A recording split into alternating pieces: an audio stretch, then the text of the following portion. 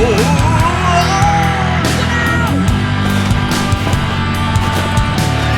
to Superhero.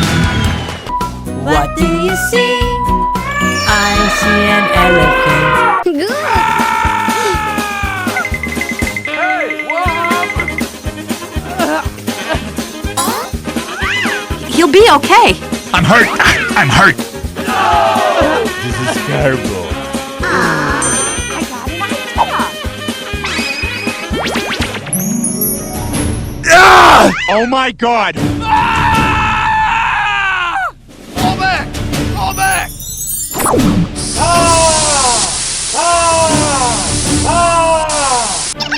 Okay, I'm ready.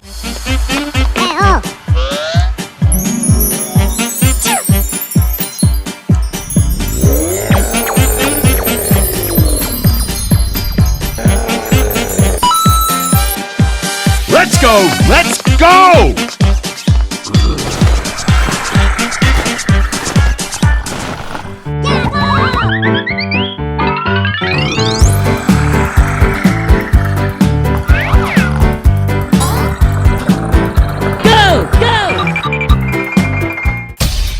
As she stalked the room, I could feel the aura of her presence.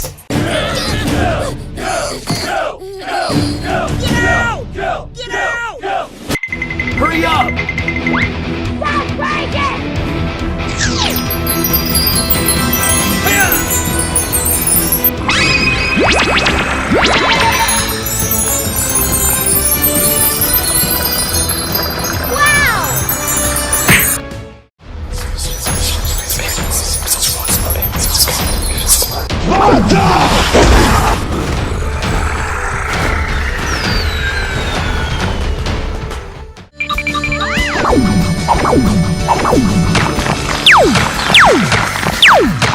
Over here!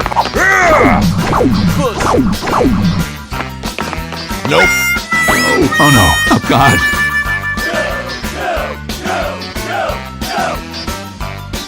Cut! Yes, sir!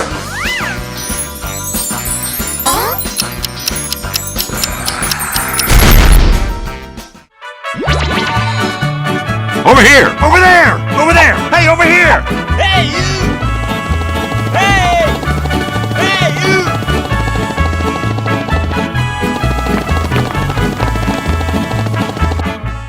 I'm a gummy bear.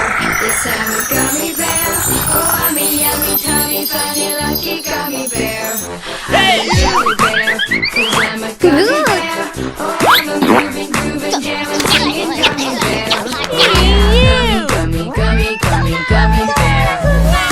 Gummy Hooray! Hooray!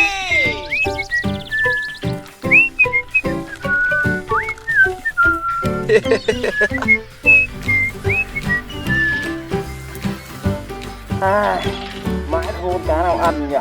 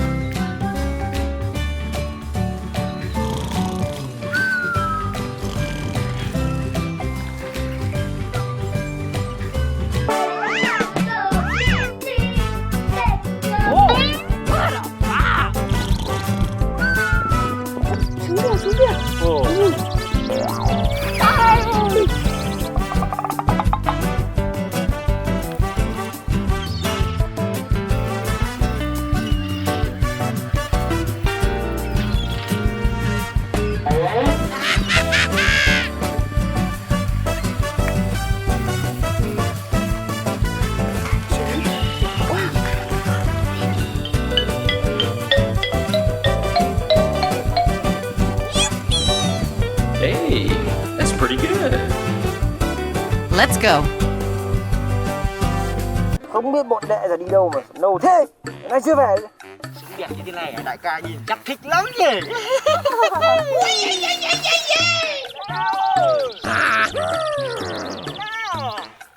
Súng đẹp lắm đại ca. Đại ca, em có khẩu súng đẹp chưa này? Đại ca thấy đẹp không?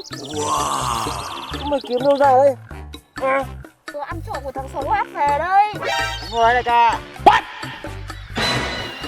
Sao thế đại ca? Đại ca. Ngu lắm. Tao phải trốn đi câu rồi. Em trộm súng của nó.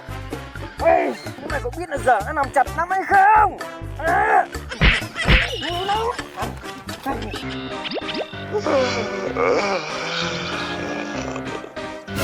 Ôi, xuống đâu rồi, xuống đâu rồi. What? All that way?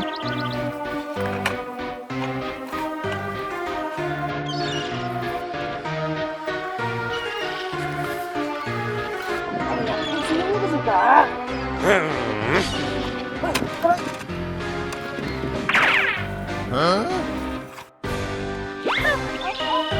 Sao?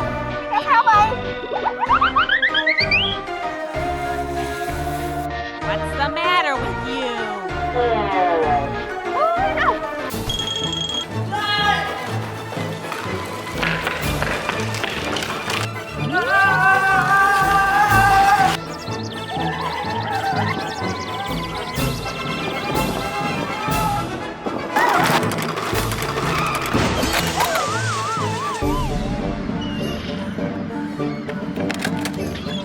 Ai cho mày ăn trộm súng của tao? Anh tha cho em. Em xin anh. Ăn trộm ăn cắp rồi nhá. I'm hurt. I'm hurt.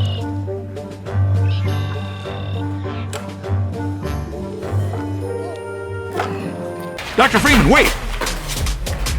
Scanners! The Combine's gonna feel the squeeze. Eat lead, you outer space octopus! Ai cho chúng mày ăn trộm súng của tao? Anh ơi, đại ca em ăn trộm không phải em đâu. Let's get a move on. Gotta clear out before they target us. Get out of here, man!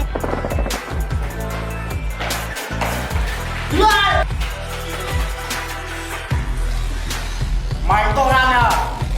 Mày đi đem người rồi. Tao có súng của mày. Mày còn chối nữa à? What are you doing in my swamp?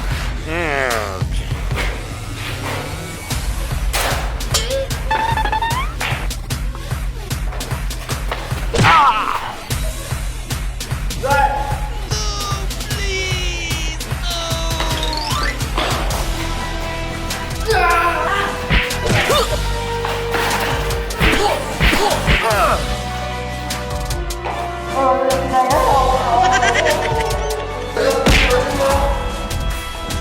Test!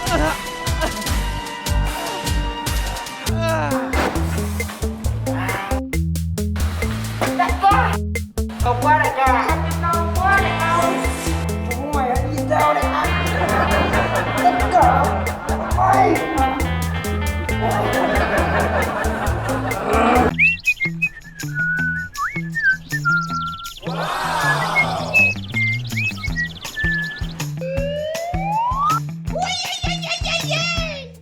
Oh yeah! Good gravy! Hooray! Hooray! Great Caesar's ghost! Tao để mày ở đây nhá. À, được, tao mà để mày ở đây chúng nó sẽ lấy mất. À, đây rồi, tao sẽ treo mày lên cây nhá. Tao treo mày ở đây nhá. Tao đi ngủ đây. Nani?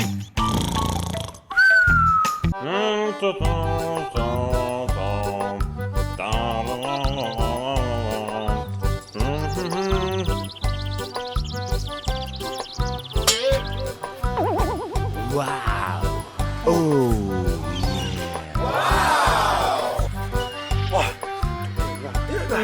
Cười thế à?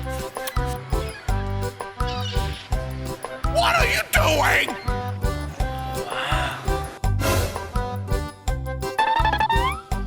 Ô đại ca, chạy đâu vậy đại ca? À, chúng mày định trộm của tao à?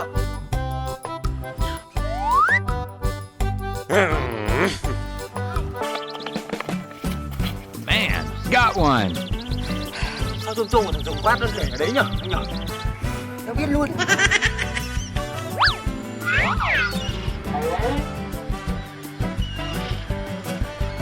Đi thôi. Đi rồi đấy. Vâng vâng.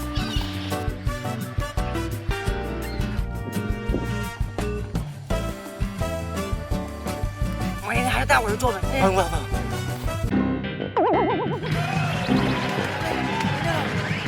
Xem được đấy.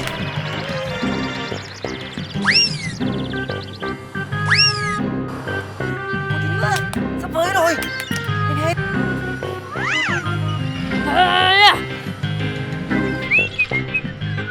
What? Scanners! What? All that way? Heads up! Heads up! Mày dám lấy trộm trộm tao à? Mày chết nào?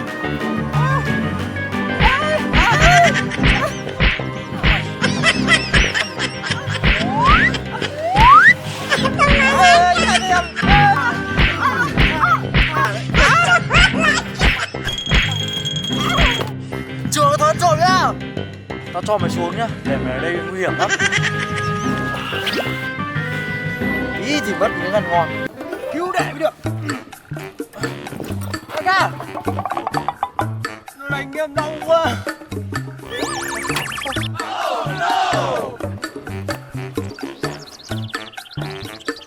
Mày quá chưa chết. Này, đi nào.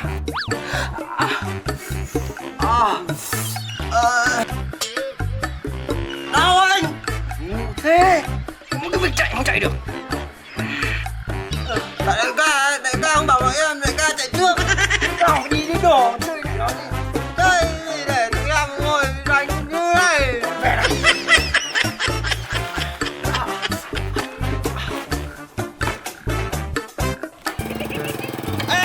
Ôi đại ca đi chậm thôi.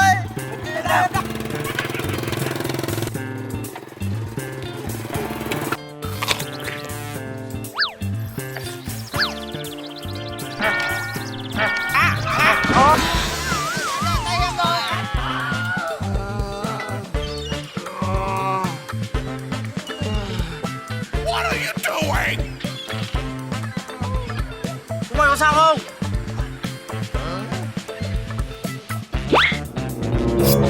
What's the matter with you? Trộm trộm của tao chứ.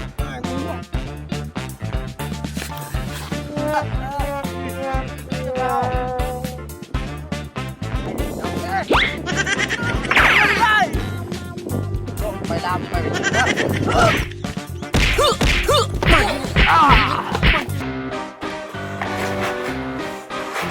Mày quá không được nhau. Để chém thôi. Hooray!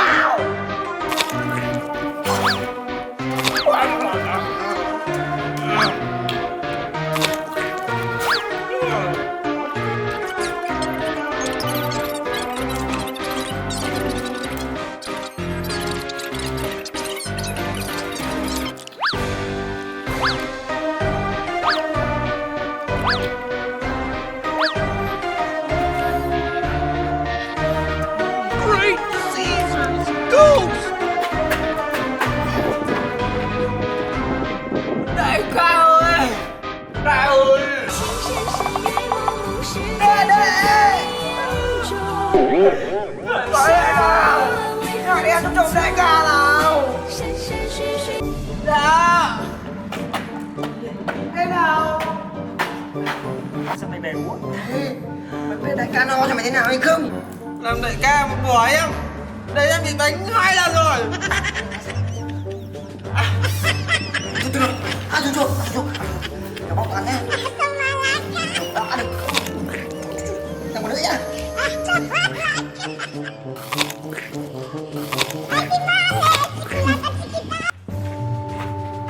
Here come the hacks! Here come the hacks! Get going, Doc. We gotta break camp. Được chưa? Trả cho vô tao!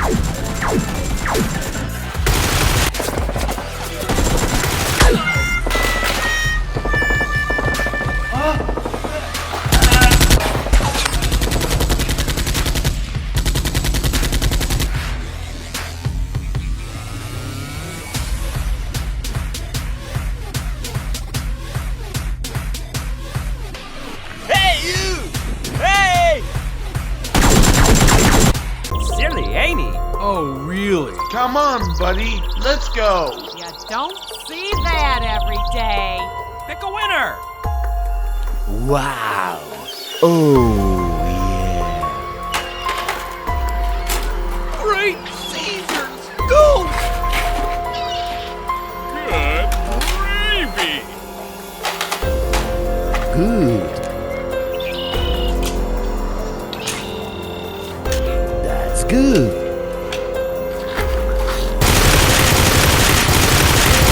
Good gravy. That's pretty good.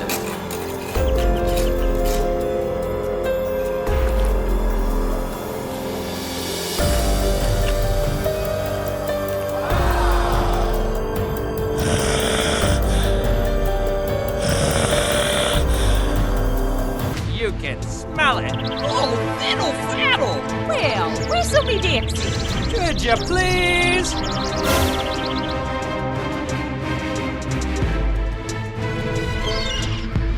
Mời vào lấy ra. Đi. Yes, sir.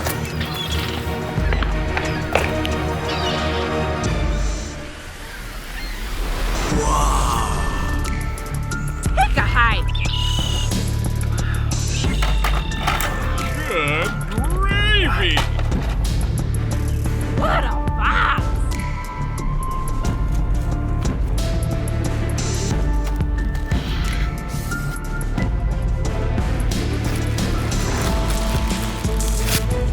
Oh, that's amazing.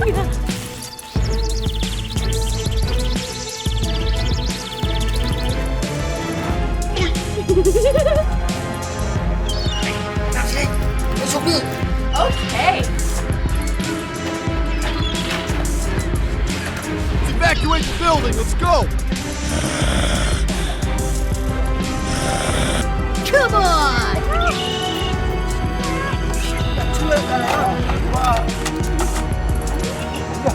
Đẹp lắm đấy con.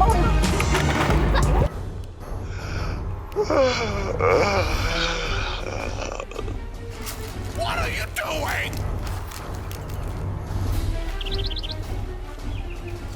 What's the matter with you?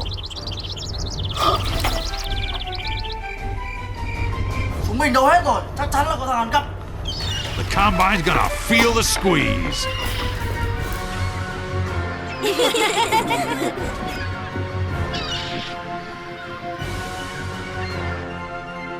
Let's get a move on. We gotta clear out before they target us. I got another one. The combine's gonna feel the squeeze. We dropped a crate of rockets coming across the plaza.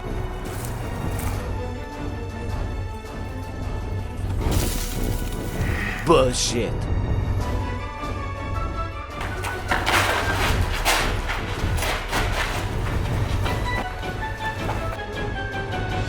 Phải quay xuống đây nhá. Cái đi ạ. Cái đi cẩn thận nha. Bye bye. Scanners! Good gravy. Bring out!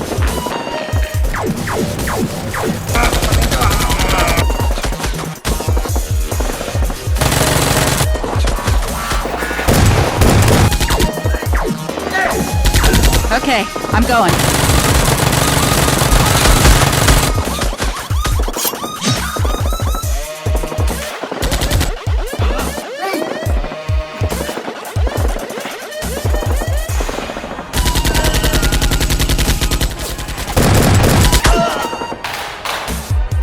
Get going, Doc. We gotta break camp. Pick a winner.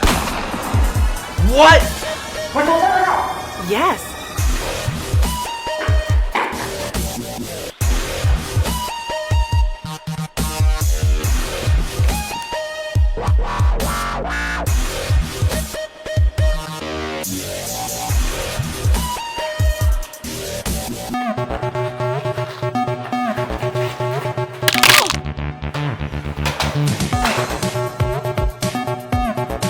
It's a manhack! That's a manhack!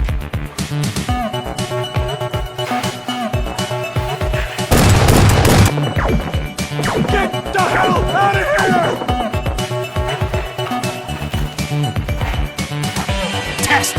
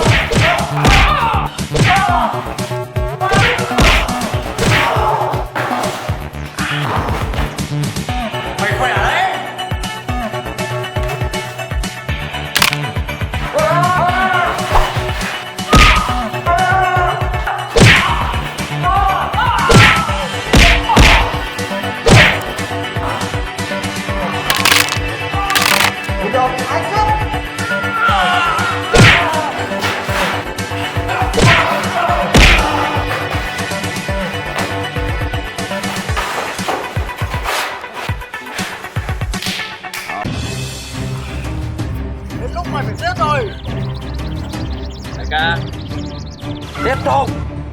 Tiếp tục. Yes, sir.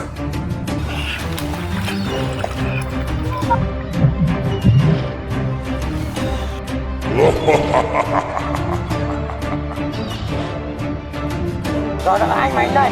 Tao không chuyên đâu.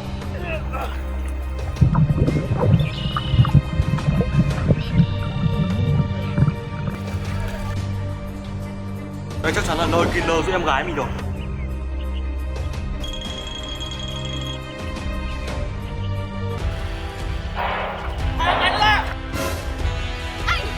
Núi Áp ơi.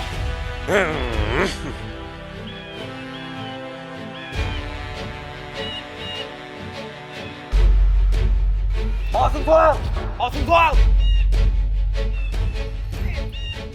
Đứng nghe đây. Bỏ xuống thuốc.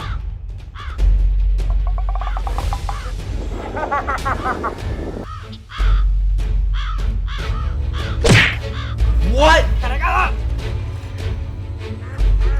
Lấy gái tôi lên đây. Sao đây đại ca? Bảo là sao nữa? Đứng đây đi.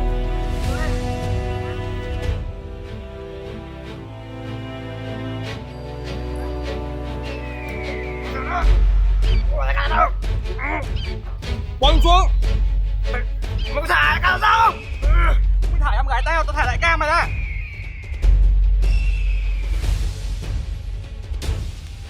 Không sao không? Không sao. Đợi cho nào. Look out below! Get your car, and I'll open up this gate. Okay, I'm going.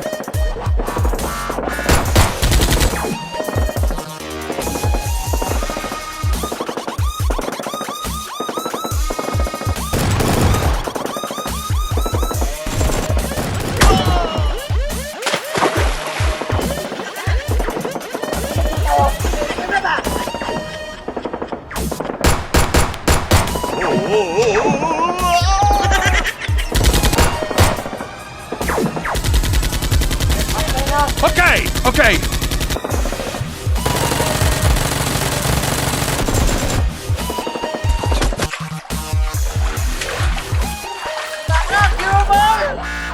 Ôi chị kia. Đưa ra đây nhanh nhanh. Nhanh nhanh.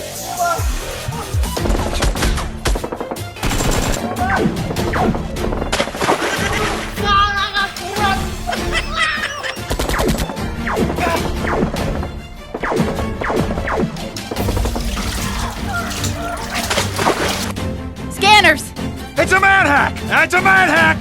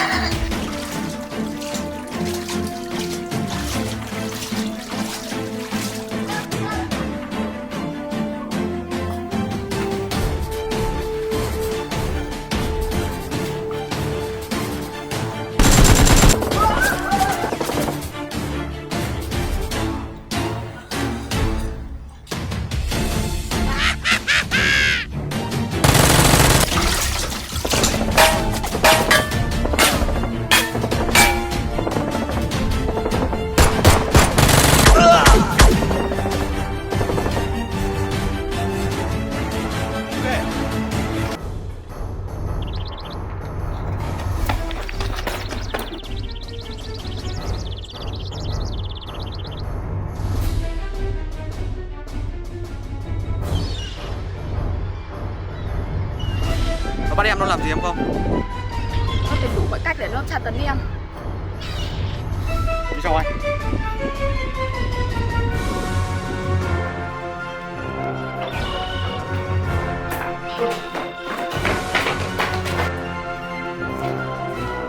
Cái đường này, đi đường này.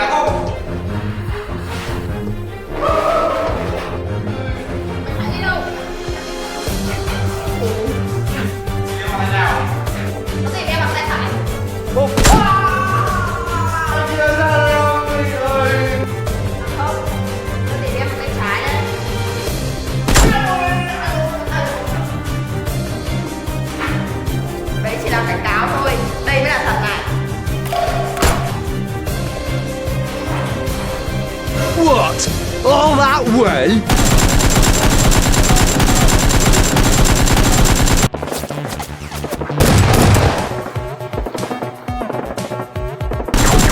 No!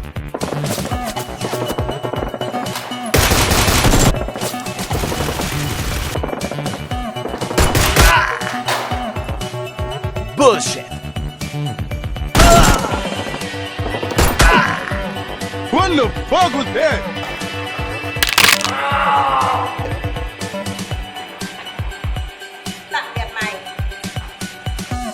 Trước khi chết, tao cho chúng mày một tin vui. What a boss!